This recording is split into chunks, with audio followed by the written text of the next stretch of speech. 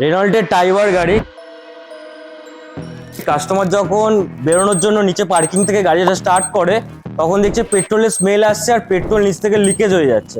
তো আমাদেরকে কল করে এরকম এরকম ব্যাপার, তো আমরা টেকনিশিয়ান পাঠাই, গিয়ে দেখতে পাই যেটা, সেটা আপনাদেরকে দেখাবো কি দেখতে পাই। আমরা গিয়ে যেটা দেখতে পারি, পুরো এই যে মেন পাইপ আছে র্যাট বাইট করে পুরো কেটে দিয়েছে আর ওখান থেকে পেট্রোল হু হু করে লিক করে যাচ্ছে।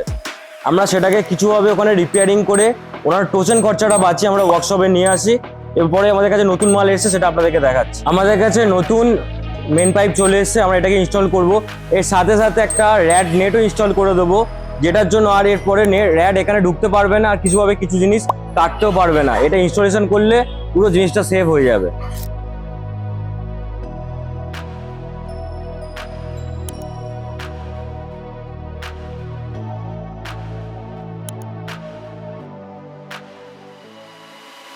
আপনার গাড়িতে যদি এরকম কোনো র্যাট বাইটের কিছু প্রবলেম হয়ে থাকে তাহলে আমাদেরকে এক্ষুনি কন্ট্যাক্ট করুন। আর আমাদের যদি ফলো না করেন আপনার গাড়িটা কিন্তু র্যাট কাটবেই কাটবে।